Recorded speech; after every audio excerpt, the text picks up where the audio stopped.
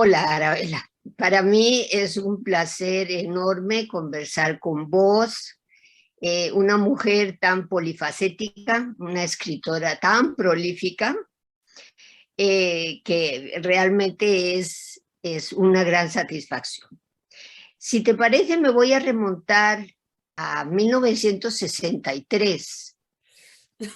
¿Qué te parece? ¿Ah? El tiempo es ¡Qué susto! elástico.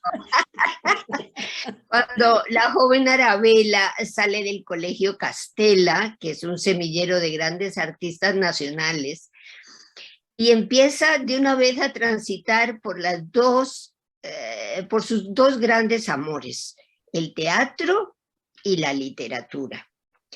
Tenía apenas 16 años cuando algunos poemas tuyos fueron incluidos en una prestigiosa antología de la OEA, y un año después aparecen más poemas tuyos en periódicos nacionales. Se supone que esa era como una puntita del iceberg, pero que tenías ahí tus cosas que ibas acumulando.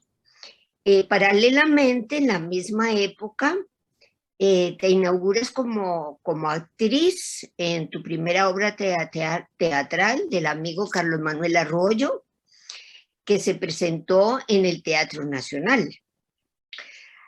Y al año siguiente, con apenas 17 añitos, se va a México a estudiar teatro gracias a una beca de Artes y Letras del Ministerio de Educación.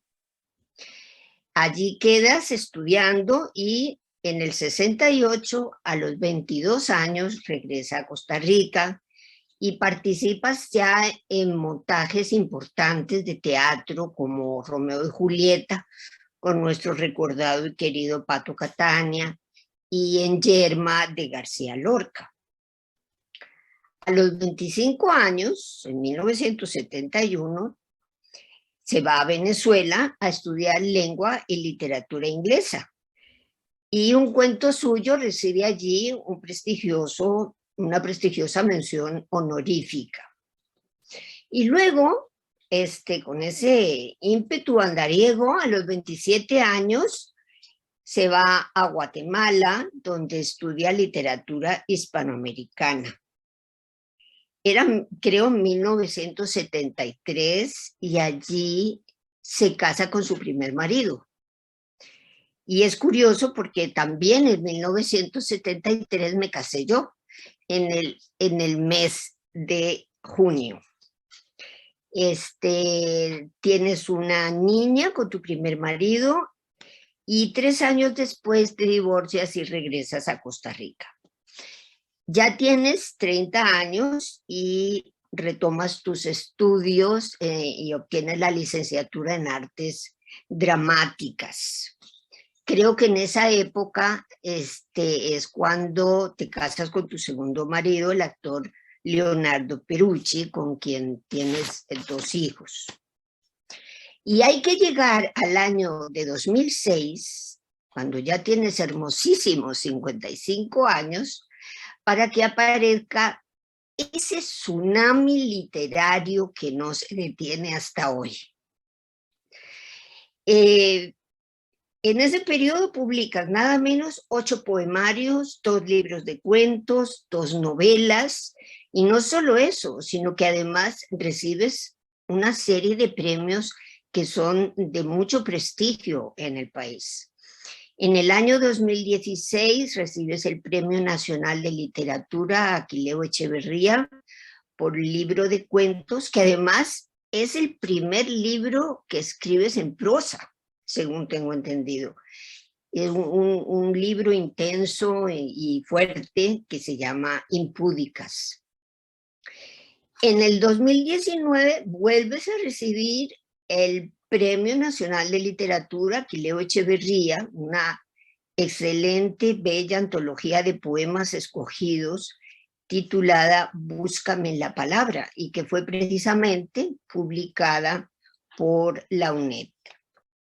Y para seguir esa carrera imparable, ese tsunami ascendente, en el 2021 recibe el premio Magón, y según dicen el jurado, por sus 60 años de trayectoria artística en teatro y en literatura, por su temática sobre la condición social de las mujeres, su compromiso con personas en condición de vulnerabilidad y su labor en la difusión del arte y la cultura costarricense.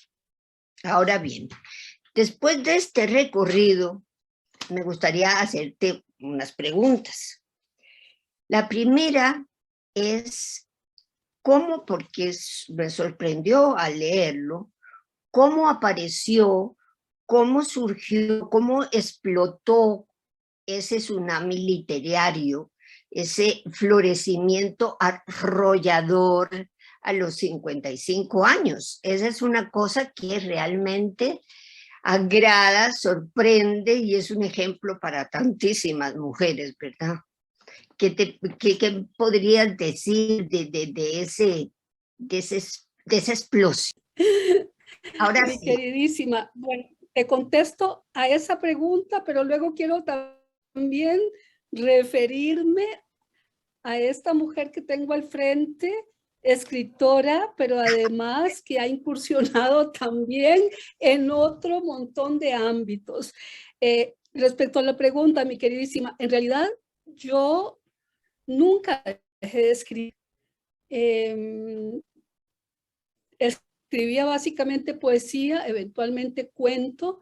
De hecho, la primera novela, que es El sitio de Ariadna, sale de una serie de cuentos que un día yo eventualmente los conversaba con mi queridísimo Alfonso Chase, que siempre menciono, y me dice, Arabella, pero si aquí tenés tu novela. Entonces, bueno, tuve la suerte de poder irme al país un tiempo, de quedarme en la casa de mi hija en Arizona y dedicarme lo que es tan difícil para las mujeres, nada más a la escritura. Y ahí se organiza y se acomoda todo el tema de la primera novela. Pero en realidad, por razones de vida, yo pasé prácticamente 25 años dedicada a la maternidad. Claro. Entonces, toda mi exposición, digamos, era por sobrevivencia en alguna obra de teatro, pero bueno, daba clases de español en la casa, todo era en la casa, todo era hacia adentro. Un poco también como una respuesta a una infancia pues muy sola, con una madre profesional que estaba mucho fuera de la casa y también por las inseguridades que muchas veces nos atraviesan. Lamentablemente necesité esa mirada de afuera para reconocerme como lo que yo era, que es una Claro. escritora. Y mencionarme como una escritora me daba vergüenza, que son las estupideces por las que pasamos las mujeres. Y fueron casi 25 años de un trabajo de hormiga. Entonces, tengo la oportunidad de que eso fluya, de que eso salga, ya es un tema de el trabajo minucioso de acomodo de los textos, pero ya muchos estaban ahí. Claro. Algunos sí, por ejemplo, Llueve en pájaros es un libro totalmente nuevo, pero hay mucho material. Los cuentos venían gestándose desde el 72, 73, había ahí un montón de cuentos. Por supuesto, los trabajo últimamente. Así que como consejo para las mujeres, dense espacio, dense su tiempo, no se dediquen por completo a los temas de la casa y de la familia, porque tenemos cosas que decir, no importa en qué ámbito, bien puede ser la literatura o tejer o lo que nos guste, pero démonos esos espacios. Y bueno, yo quería contarles, porque Linda ha estado últimamente, los últimos años, con un perfil un poquito más bajo en el campo de la literatura, pero tenemos a una mujer aquí la estoy viendo al frente, también con una trayectoria de vida impresionante. Linda es española de nacimiento, pero costarricense luego, y costarricense de corazón también, porque ha vivido pues muchísimos años en este país, más que en España. se graduó en la Universidad de Costa Rica, pero también en la universidad, en la Universidad Complutense en Madrid. Así que venía ya con todo ese acervo que puede dar la gran ciudad a este pequeñísimo pueblo de los años 70 que era San José. Y por suerte que se vino, ¿verdad? Desde el 75 vive con nosotros y ha incursionado en temas muy interesantes y muy distintos. Por ejemplo, ella participa, aunque ustedes no lo crean, en la reforma penitenciaria que se fragua entre el 74 y el 78. Trabaja en educación para adultos. Muy insistentemente, eso es algo que luego te quiero preguntar, en el ámbito penitenciario y registral. O sea, ¿de dónde surge ese interés, verdad? También se ha desempeñado como agregada cultural de Costa Rica en España y ha publicado, ha editado innumerables libros, tanto institucionales como de literatura. La última seducción, un libro de cuentos agotado en sus 2 ediciones. La cigarra autista, también con 2 ediciones agotadas. Una novela, El expediente, con 2 ediciones, El expediente, y me suena que tiene que haber un trasfondo de todo tu conocimiento penitenciario por ahí dando vueltas para esa novela, se me ocurre. No he tenido el placer de leerla, pero bueno, espero poder hacerlo. Y ha sido traducida al inglés también, y sus obras están agotadas. Entonces, buena hora saber que El Eterno Transparente, que recién publica la UNED, es una antología de su cuentística, y creo que va a ser muy importante que se conozca y que se lea, porque Linda es una mujer que ha estado inmersa en la literatura desde siempre, y no solamente como desde su producción personal, sino también ese enorme apoyo desde su gestión editorial para la publicación de obras de mujeres. Y yo la reto y le insto para que continúe con ese proyecto, porque es un proyecto fantástico.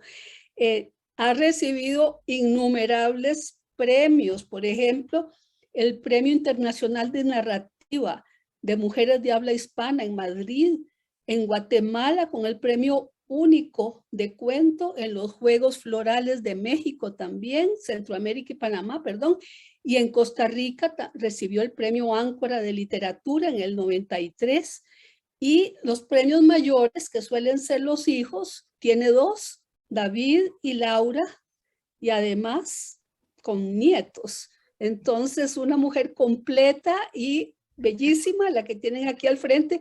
Bueno, y su mejor amistad, ¿verdad? Esa no la podemos dejar de lado, es Carlota.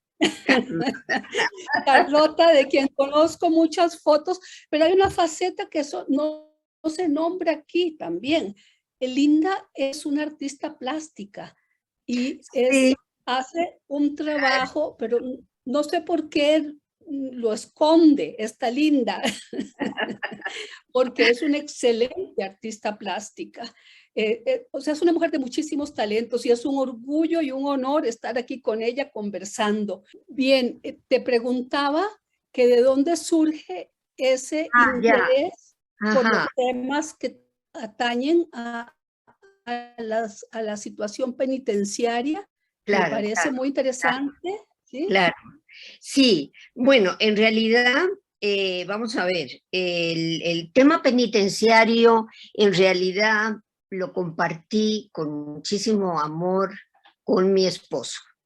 Él fue básicamente el impulsor de la reforma penitenciaria, el creador de la reforma, el creador del sistema penitenciario progresivo, y fue un trabajo absolutamente maravilloso que costó sudor y sangre, porque había que cerrar la PENI y abrir la reforma, trasladar a los presos.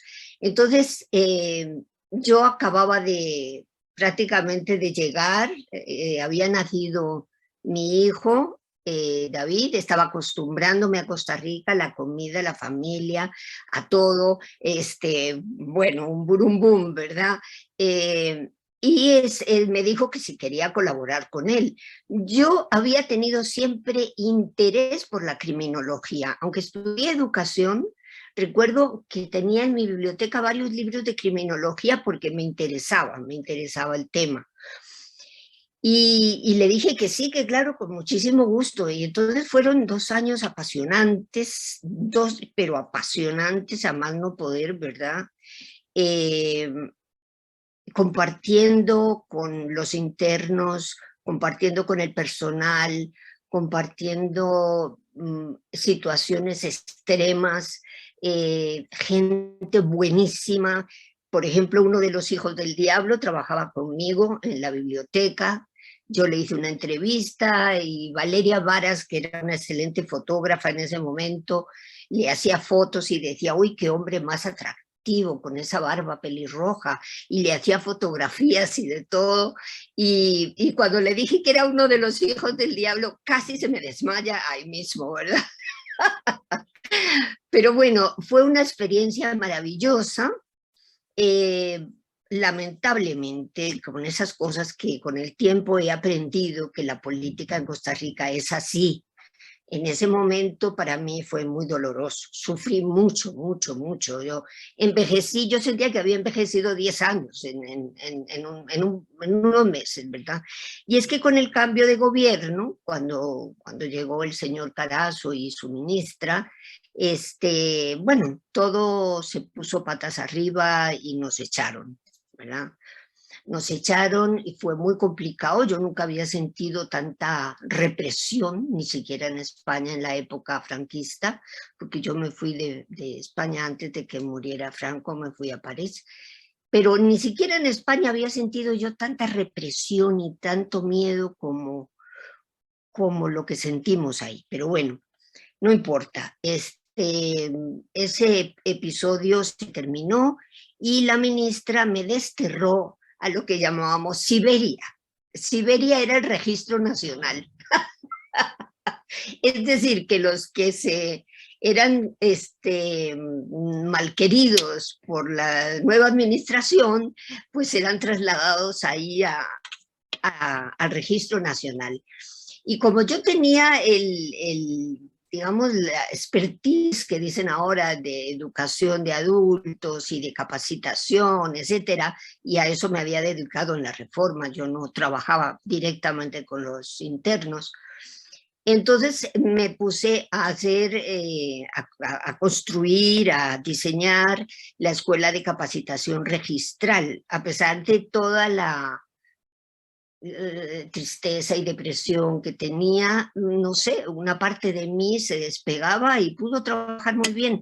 Y tengo que agradecer al director, don Jaime Wesleder, que me acogió con un cariño increíble y me aceptó y me dio todas las libertades del caso. Y entonces, lo registral en realidad era por capacitación de los registradores que prácticamente no sabían escribir, es una cosa terrible.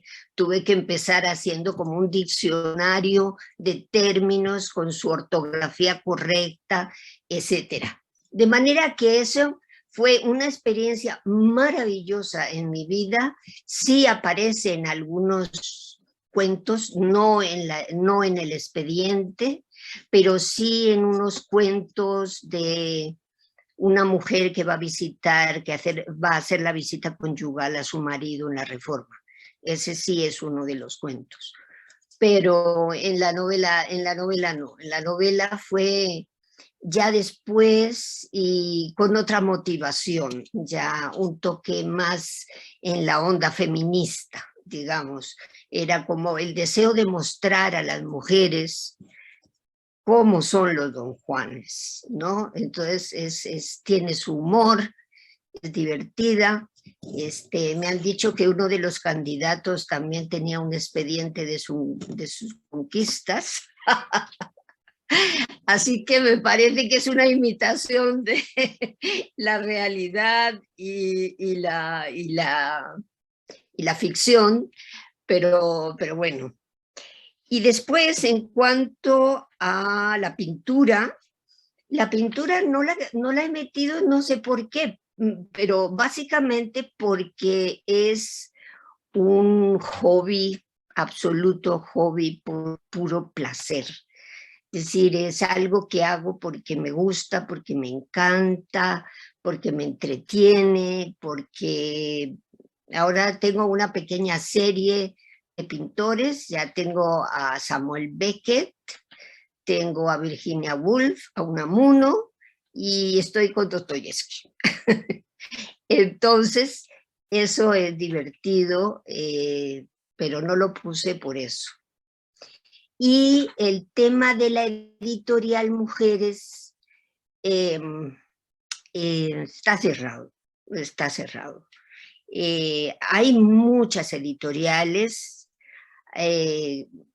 aunque no son así, no son específicamente dedicadas a publicar obras de mujeres ni a dar a conocer a mujeres desconocidas, pero hay muchas editoriales. Ahora publicar es muy fácil. Antes era terrible, había que hacer un montón de trabajo y imprimir mínimo 1000 ejemplares y alquilar una bodega y era una cosa tremenda. Ahora no, ahora las editoriales publican a lo mejor 50, no sé cómo hacen los autores para llevar la cuenta de sus derechos de autor, no sé cómo hacen, porque ya no es como antes, ¿verdad?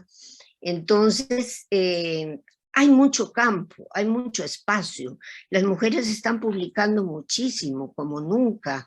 Hay varias iniciativas lindas por ahí y creo que sería redundante que yo abriera nuevamente la editorial. Así que, por el momento, no. No sé si quedó alguna cosita por ahí suelta. No, pero me encanta lo que mencionaste sobre el expediente. Es interesante cómo, como ya se ha reiterado muchas veces desde la escritura, hay posiciones muy premonitorias, ¿verdad? El hecho de que en ese texto tuyo, en esa novela, haya una alusión a algún personaje con las mismas costumbres, por no decirlo, mañas abominables. Y bueno, así es. Así es, Me así. parece muy rico, ¿verdad? Que de hecho lo encontramos en muchísimos autores. Para mencionar el clásico es Vallejo, ¿verdad? Cuando habla de que él se morirá en París con aguacero, en una fecha, un día del cual tengo ya el recuerdo, o Lorca con su Antoñito el Camborio, que es todo una representación desde la poesía de lo que significa su prendimiento y su muerte, ¿verdad? Así es, En así es. fin, bueno, Bueno, pues qué lindo. ahora me toca a mí, si te parece. Bien, después de leer todas esas logros enormes que tienes, ¿verdad? No sé si leer todos los títulos: Breviario del Deseo Esquivo, Chicas Malas, Continuidad del Aire, ¿Dónde estás, Puerto Limón? Erótica, Violenta Piel, Llueven pájaros. Tengo debilidad por este libro. Debilidad. Impúdicas, El sitio de Ariadna, Infidelicias y Rastro de Sal. Bueno, después de todas estas publicaciones, yo recuerdo una entrevista en la que decías que habías llegado tarde. Yo no sé qué hubieras hecho si hubieras llegado temprano, pero bueno, ya has explicado que has llegado tarde a la publicación, pero que has estado escribiendo como suelen hacer hombres también. Murakami dice que escribía en la cocina después de acabar de trabajar, así que hay alguno que otro que también se apunta a esa cosa de escribir, no a escondidas, pero sí robándole tiempo a esa tarea maravillosa y dificilísima que es criar hijos y manejar una casa, ¿verdad? Pero bueno, en Chicas Malas, que publicaste en el año 2009, hay un poema en el que se lee que saliste a devorar la vida, a devorar los sueños. No sé, me da la impresión que después de leer todo esto, todos estos títulos y todos estos premios, yo creo que lo has logrado. ¿Sientes que lo has logrado? ¿Devorar la vida y devorar los sueños? No me lo había planteado como tal, pero me imagino que sí, sobre todo devorar la vida en el sentido de poder dedicar todo mi ímpetu a lo que me gusta, me llena, me satisface, que es ese contacto con la palabra. Creo que en alguna medida eso lo he logrado, no, a plenitud lo he logrado.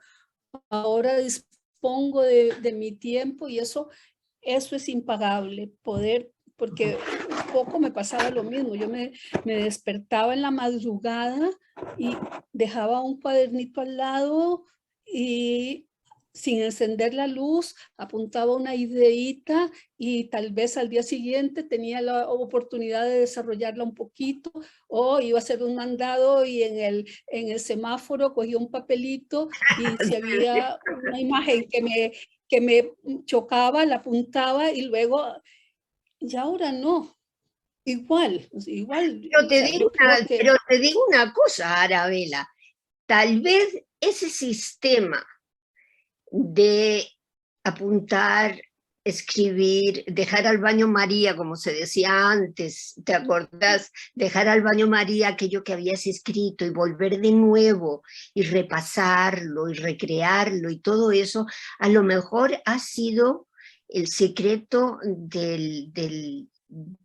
del buen acabado de estos trabajos, ¿no? No son cosas que escribiste y como suele pasar ahora, ¿no? En tiempos de Twitter y Instagram y todo eso, en que la gente escribe 4 líneas y las tira al público, ¿verdad? Ya no hay, yo creo que ya no existe ese sistema de escribir y durante años repasar y cuidar y pulir. Eso tal vez fue una excelente estrategia. No pensada, ¿verdad? Pero sí, estrategia al fin. A mí me pasa y hablando del baño María, yo decía, lo dejo en salmuera, la novela. Salmuera. Bueno, figuras muy culinarias todas, ¿verdad? Sí. Te cuento una anécdota que es muy linda. Hace poco me escribió un amigo que vive en Siquirres, que es amante de todo lo afro y de la comida caribeña y tal, y ha sembrado árboles, está intentando recuperar todo lo que significa la naturaleza y todo lo que se trajo de África vía Jamaica, etc. Y me dice, además de que me encanta, me piropea la literatura, claro, el rastro de sal cuenta la historia del limón, entonces a él le llegó mucho. Me dice, además de disfrutar el libro, aprendimos cómo se hace la miel de naranja para los buñuelos de yuca. ¡Ah, qué bien! Ah, qué bien. Hay una secuencia ahí en la novela donde yo describo muchos platillos, entonces me hizo una gracia eso. Sí. Bueno, ¿Qué tal? Nunca se sabe qué es lo que le va a gustar a los oyentes, ¿verdad? Así es. Linda, ¿y tu fuente, digamos, para escribir, ¿de dónde surge? ¿Hay alguna fuente específica o estás a la casa con Z? Pues qué difícil esa pregunta, porque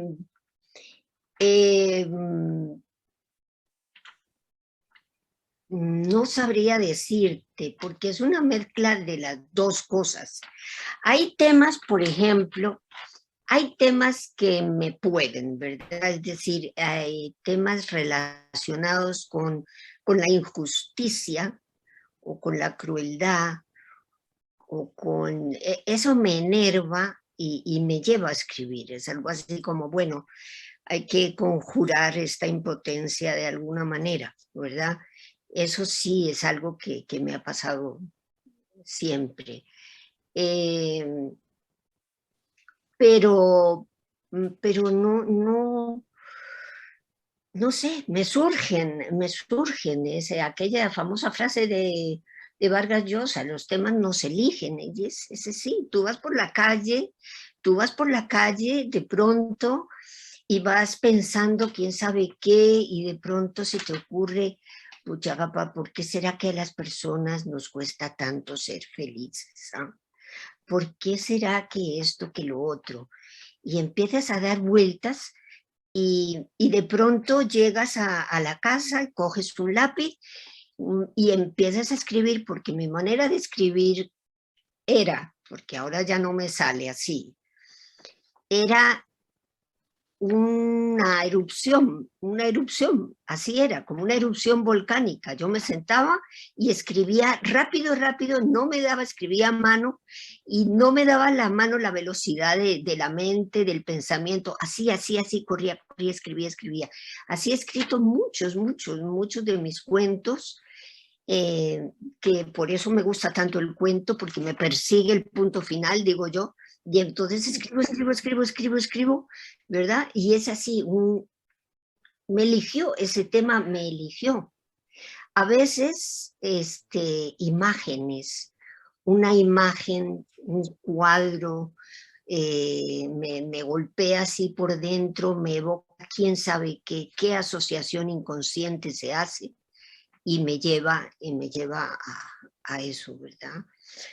Pocas veces ha sido fríamente planeado.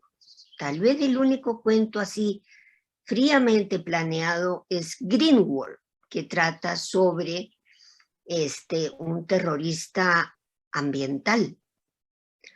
Es un cuento de ciencia ficción muy bueno, muy bueno, qué barbaridad decir eso yo misma, pero creo que es bueno, creo que es bueno, creo que es bueno. Lo han leído en estudios generales, varios profesores lo han usado.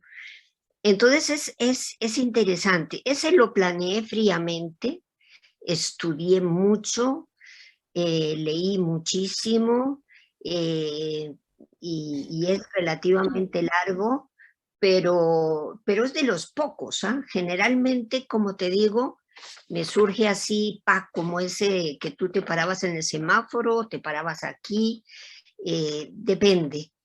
La novela, el expediente es otra cosa.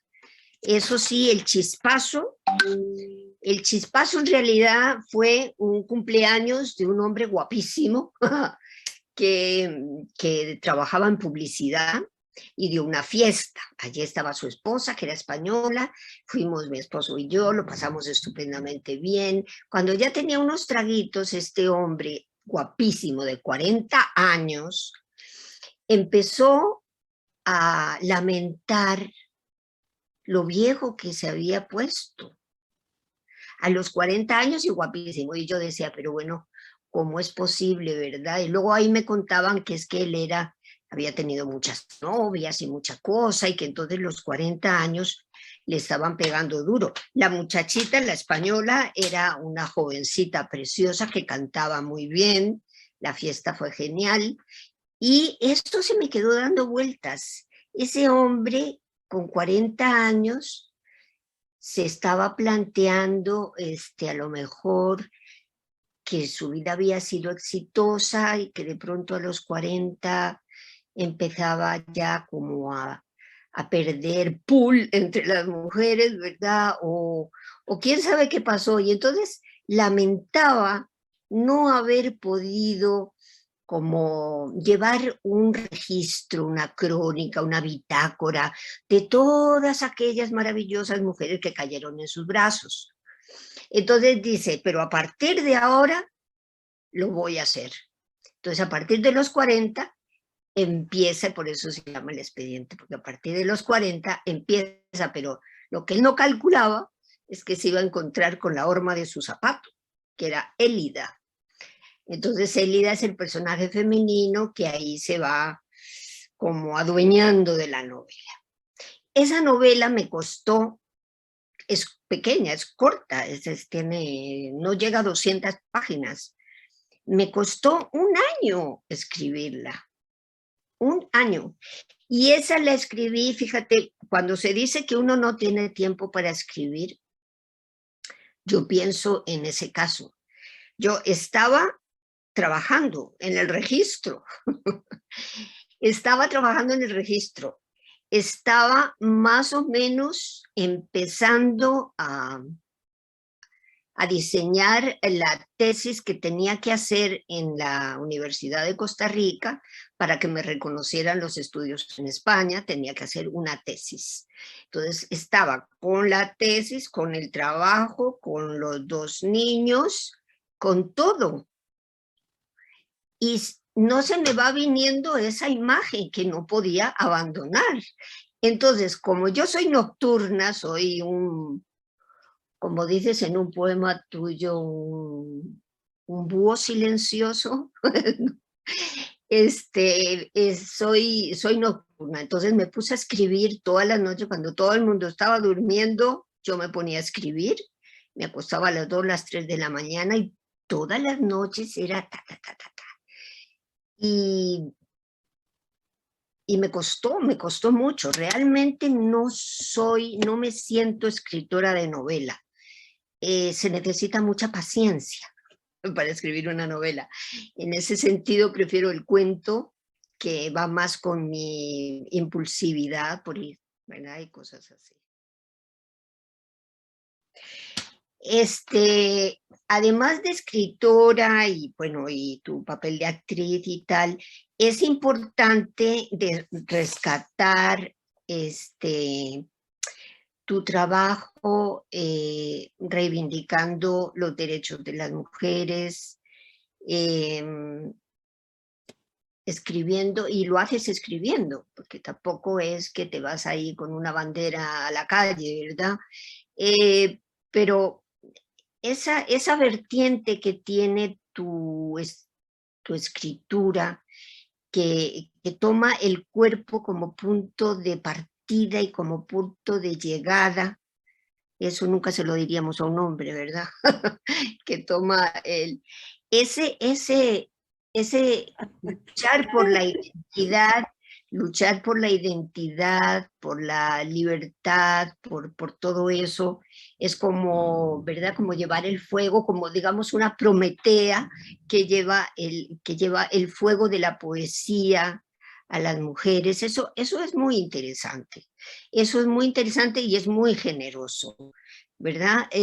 Yo disfruté y tuve la suerte de estar en los talleres de Carmen Naranjo, y nunca terminaré de agradecerle su generosidad a la hora de estimular, de corregir, de todo. De manera que esa dimensión tuya creo que también es importante resaltarla.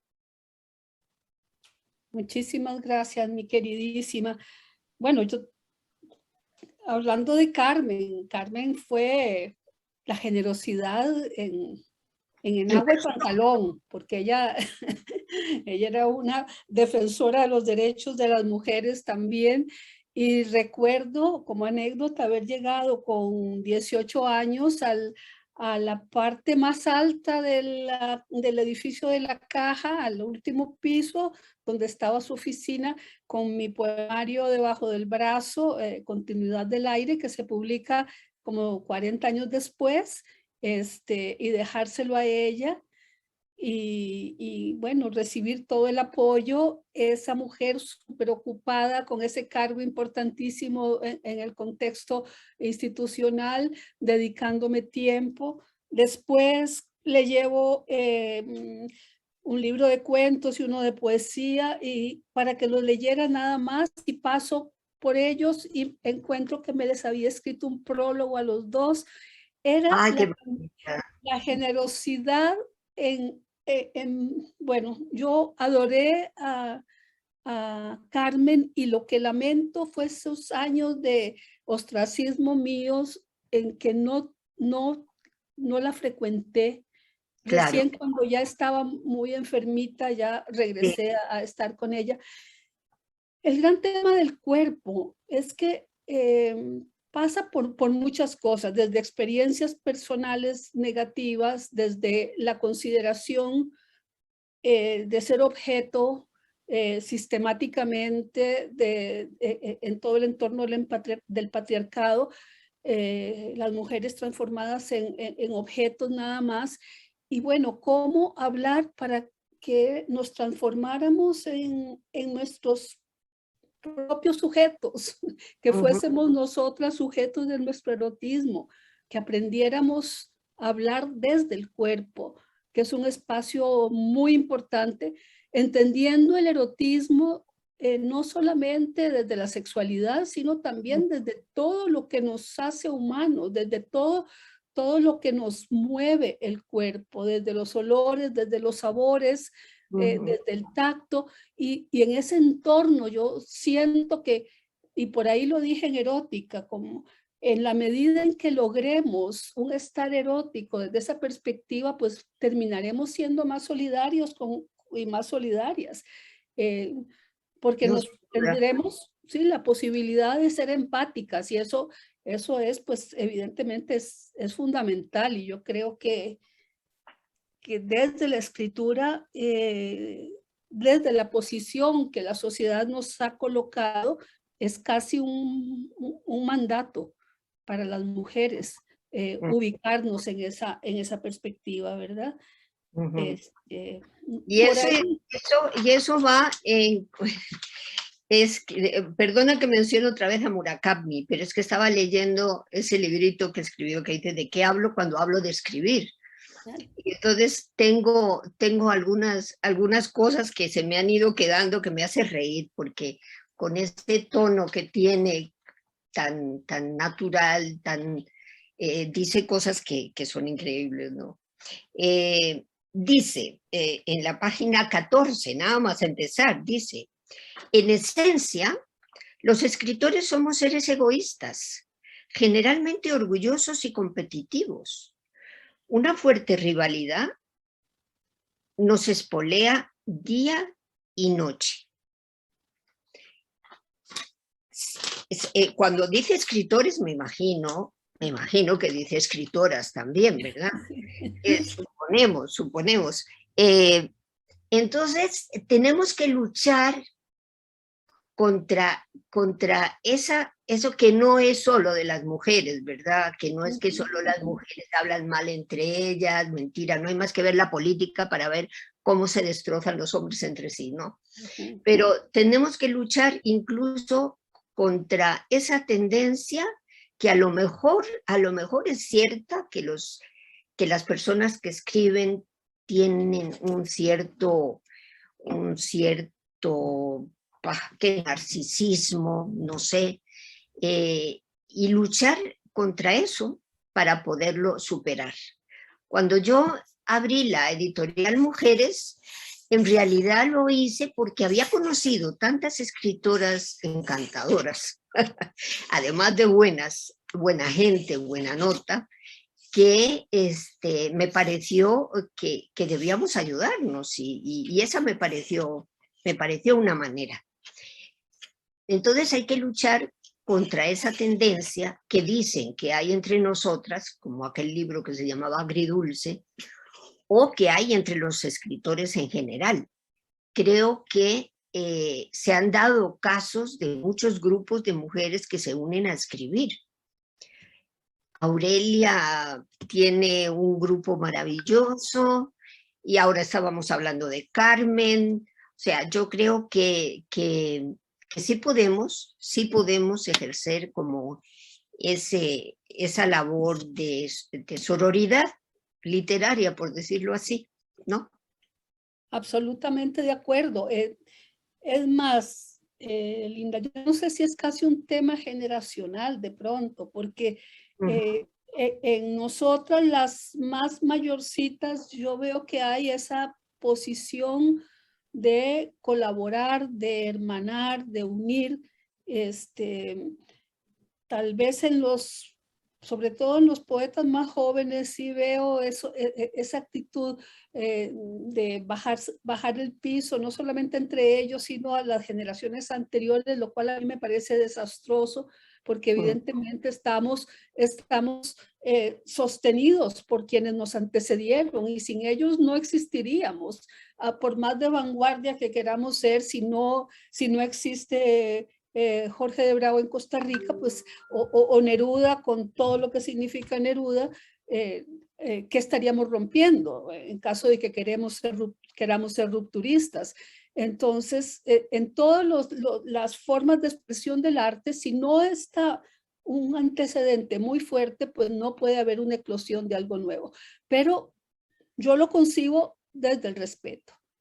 Claro. Desde la admiración y desde el respeto. Puedo disentir estilísticamente, pero sé que lo que se hizo, y también pasa por un poco de ignorancia también, porque tal vez ni siquiera se enteran a cabalidad de lo que significaron los escritores. Yo leo a Juana de Ibarburu y todavía se me para el pelo, porque cuando yo era una niñita me aprendía los poemas de Juana de Ibarburu y los recitaba en la escuela, y ahora que la analizo, o Alfonsina Storni, me doy cuenta de su enorme feminismo que estaba ahí presente.